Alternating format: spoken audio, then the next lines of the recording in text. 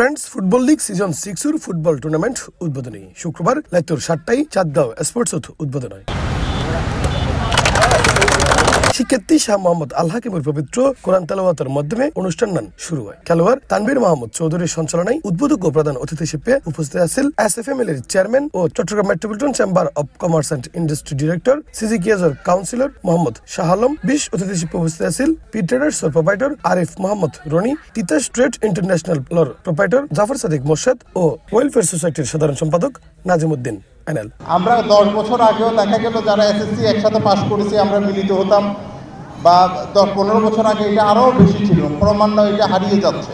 তো এই ধরনের এখন এই ফরম্যাটে বিভিন্ন পাড়া মহল্লায় এলাকায় আমরা একত্রিত হওয়ার একটা সুযোগ হয়েছে।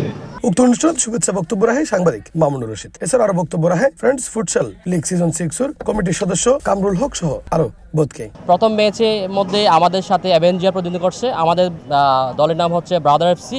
পুরো চট্টগ্রাম শহরে বন্ধু বান্ধবের মধ্যে এই ধরনের ক্রীড়া খেলা, ফুটবল খেলা জেগে উঠুক, যাতে খেলার মাধ্যমে আমরা সবাই বন্ডিং থাকতে পারি। সবাই কর্মজীবী, কেউ বিজনেস করে অথবা কেউ জব করে, তো আমরা চাইবো যে সবাই যাতে খুব সুন্দর একটা টুর্নামেন্ট উপহার দেয়। ফ্রেন্ডস ফুটসাল লিগ ফুটবল টুর্নামেন্টের সিজন 6 এর মোট 8টি দল প্রতিদ্বন্দ্বিতা করে। প্রত্যেক দলত 9 জন করে খেলোয়াড় এবং 7 জন বনাম 7 জন 40 মিনিট করে প্রতিদ্বন্দ্বিতা করে। উদ্বোধনী খেলা টিম অ্যাভেঞ্জার্স বনাম ব্রাদার্স এফসি প্রথম প্রতিদ্বন্দ্বিতা করে। এতে ব্রাদার্স এফসি 1 গোলে জয়লাভ করে। বাকি 3 দিন খেলায় সোয়া টিম ড্র করে।